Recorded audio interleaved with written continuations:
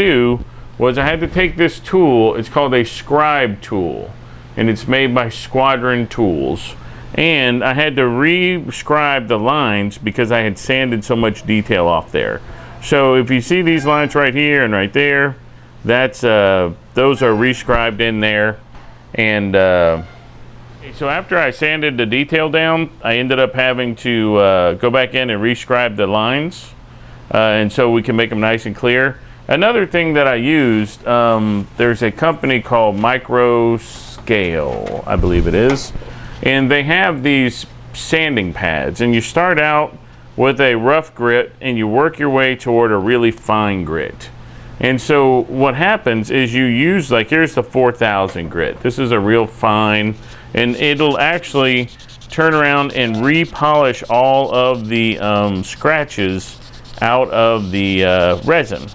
And so that when I go to paint, even though it looks like a visible, you can see that this has been sanded, actually it will lay on smooth as silk. It's no problem. Actually, when airplane model builders, they use these to fix clear canopies on their airplanes when they get scratches in them. So what we have is the engine cowl. Let me back you up a little bit.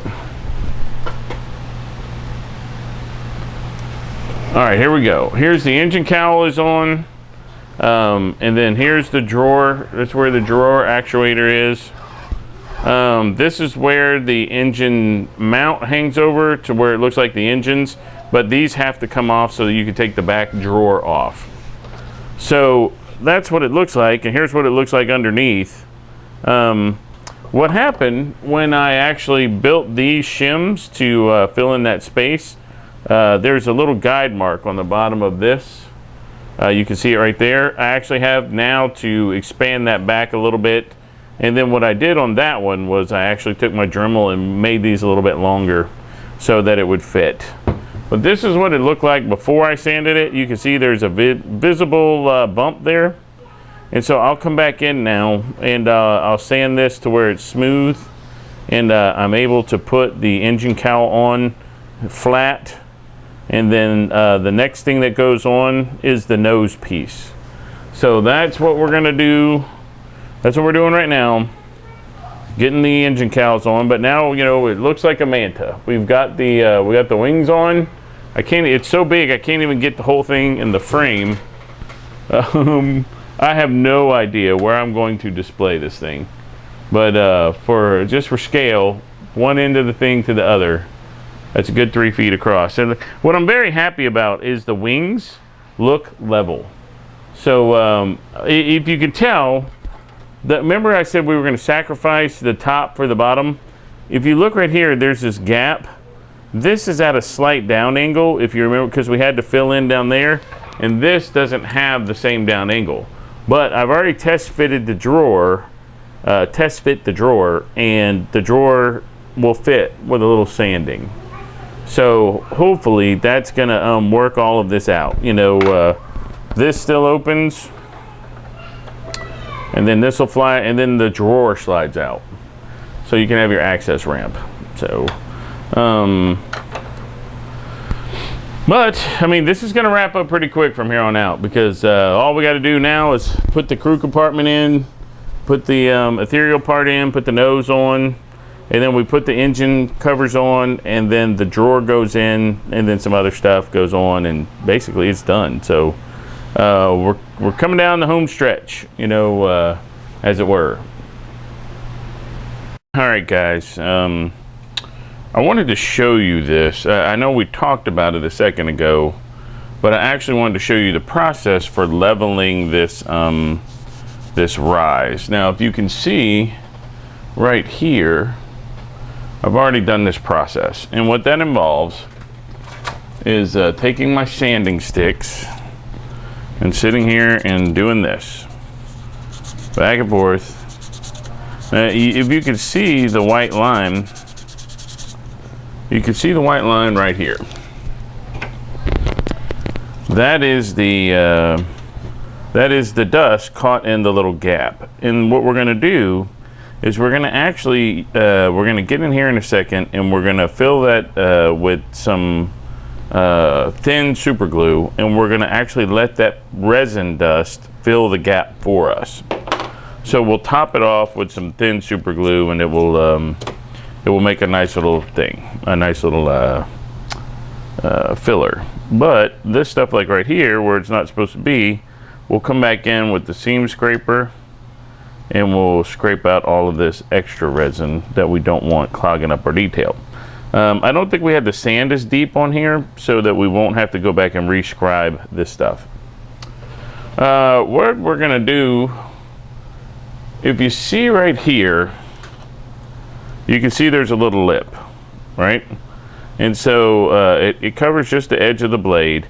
And if I were to sit here and sand this, I would be here a ways. So what I'm going to do is I'm going to take the edge of my blade and I'm going to scrape the resin.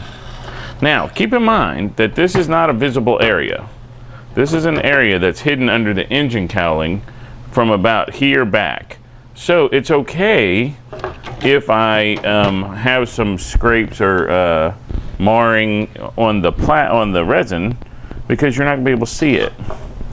But what I'm gonna do is I'm just take my blade and I'm gonna push it sideways. What I'm doing is I'm getting rid of that giant lip there. And I'm evening it up. And this is saving me a lot of time. Typically I wouldn't do it like this. I would do it like this, but I did notice in my video a lot of times my hand is blocking the shot.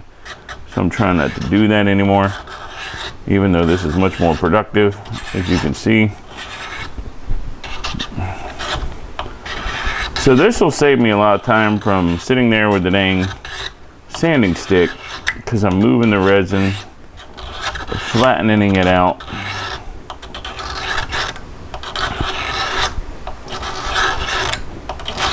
Now, I would not recommend you doing this on a part of the model that is going to be visible to the naked eye, because these scratches I'm making are going to be pretty hard to cover up with sanding.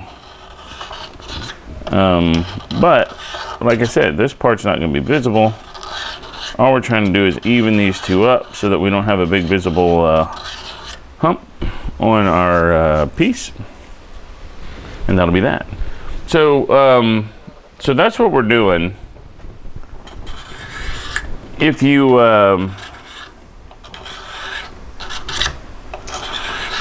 remember right, I said that this was the wing that we were going to sacrifice the underneath fitting for the fitting on top of the roof. And I think that was a smart idea, because now, I mean, this is pretty flat, you know.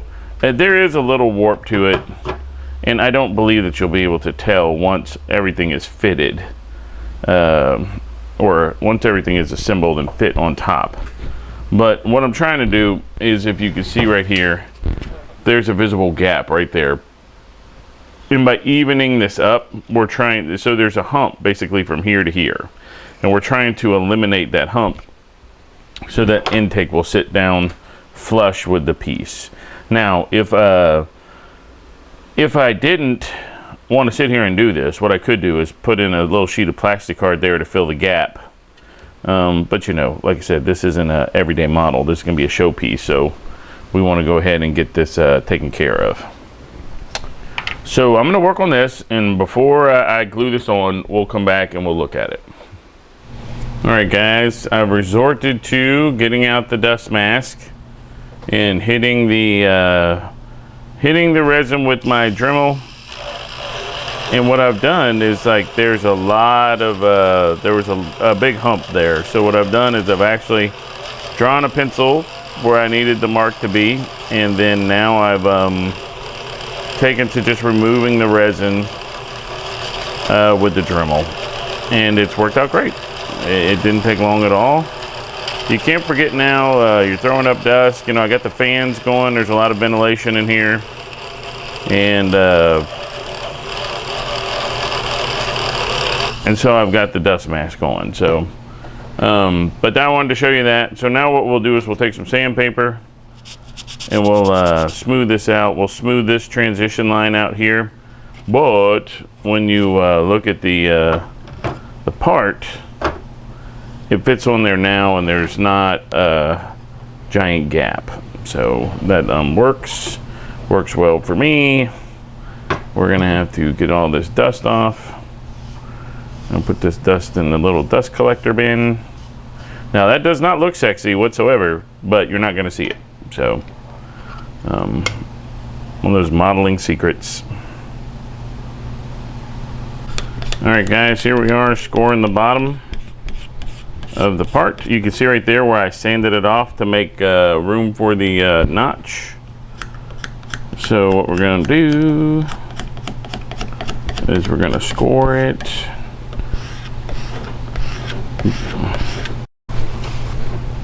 All right, now remember what I said, always test fit your kits. Always test fit before you glue it for the final, you know, before you put the glue on, test fit and make sure that it fits well. That's right where it needs to be. So let's put some glue. Do do do do do do do do do do.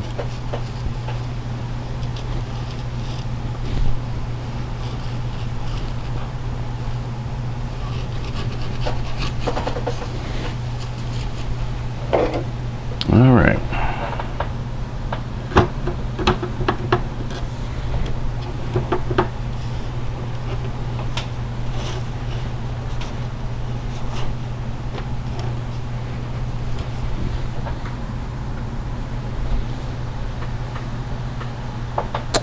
This ought to do very nice. Man, we are close to finishing this. If you can see, I've already test fit the crew compartment. We've got to fix the little drawer first and get it ready to load, and I think I'm gonna go ahead and prime that. But we're gonna make sure this part sits first. But this is how this is gonna fit in here, and I might have to do a little plastic card bridges because it doesn't fit perfect. So we'll throw some plastic card in there and make it look a lot better.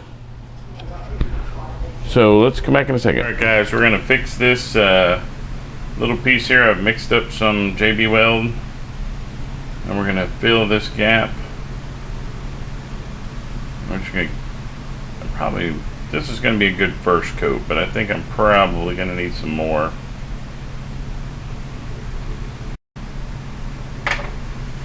All right, so here we go. What we've done is we've filled in the first hole, you know, the first layer. We'll kind of smooth it a little bit, but we're gonna have to come back with some more, and then we'll sand it down and make it look all good. Plus we're gonna have to put some right there too. See if we can get a little extra. And we'll have to re-sculpt that, but hey, you know, it's all work getting done. There we go. All right, so we can let that dry. Another thing that we had to do on this piece right here, this is the ramp that goes in the back. This piece right here was mismolded. There was a molding nub there, and the little piece had been taken off. So what I did was I glued some styrene there, and then I covered it with JB Weld. Now what we're going to do is we're going to let that dry, and then we'll sand it down. This should be dry enough in about 6 hours that we can sand it down. Hopefully the JB Weld will give it enough support that it won't break off. And then we're gonna have to fix this down here, and we'll video that in a second. But also this piece is warped, so we're gonna have to get the heat gun out and smash it down, flatten it out, and get it good and straight. So let's go ahead and get some of that done. I want to actually let this dry a little bit first. So let's come back. All right, guys, we're going to glue in this little piece to the ramp. I'm going to squeeze out the last of my little Loctite super glue here. I like gel glue. I began to like it more and more and more. Problem with the Loctite and all that, they don't give you enough in the little tubes. And then when you use the Gorilla Glue, it hardly all of it comes out of the tube. So basically what we're making here is a little ramp. This thing is intended to swivel, so we want to make sure that we don't get glue on it. And then that's that. So there we go. Alright guys, now we're to the point where we're going to put the nose section on. I've already been sanding on this quite a bit. And this is just one of those times that you have to slow down and do the right thing. It would be fun just to take the power sander and start ripping away some resin on this. But you know, the goal is to get this to fit here across this seam, without that much of a hassle, without having to sand that much. So all the work that we put into making this fit right now will pay off later in that we won't be filling seams. So what I've found is that there's multiple edges here that have to be sanded to make this thing fit flush. First of all, you have the dynamic of this surface right here that works on how far it goes back that way. Then you have this surface right here which works on how far it goes up, because that surface right there rests against that perk. And then you have this surface right here and here, which how far again does it go straight back. So you got a lot of dynamics going on here, and what the goal is to get it pretty much even. So on this side I really think I have some more sanding to do, because you can see the big step here, and on this side there's not so much of a step. Let me pull you around here so you can see. There's not as much of a step right here. So we're about there on this side, and we're about there on this side. I don't really care about the underside, because we're gonna take care of the underside later. We're gonna do some filling and sanding and all that stuff. But what we're doing now is we're getting the nose portion put on, and we're gonna try and make sure that this lines up as best we can without any gaps. So that'll be that. I have been using my sanding stick. There's the cat trying to put her paw in there. I've been using the sanding stick. I've been using the Dremel, with the sanding attachment. And I've got some other sandpaper that I've been using. I just don't see it right now. But like always with all the resin, make sure you got your mask. And I got my little paper mask that I use so that I'm not breathing in the resin. And just like I said before, I've got 3 fans rolling in here, and the air circulates pretty well. So let me do some more sanding, and then we'll come back to it and see if we can get it to match up, and then maybe we can get the sucker glued in tonight. All right guys, here we go. I've got the nose piece attached, and what I've done to fill the gaps is I went in and I put super glue and some JB Weld on the inside. And then I went in now and I'm putting JB Weld on the outside to make it level. And you're like, wow, that's a lot. You're right, it is. But once it cures, it dries hard, and you can sand it. And there were steps in between. Over here, there was a gap. Over here, not so much of a gap. But what'll happen once I sand it, you're going to see the gray resin, then you'll see a little JB Weld, then the gray resin, and it'll be a nice smooth line. And that way I can make this all look like one piece, in that it wasn't pieced together right there. A good example of that is right here, where the body came together. Let's zoom in right there. That right there is where the body was. There was a step, but now that I've got it sanded, right here, it's smooth. So when I paint over that, you won't even know that there was anything there. So like I said, while this kind of looks ugly right now, it's going to look really good when we finish. And so now I have to let this cure for like 6 hours or so, and then I can come back and do some more stuff to it.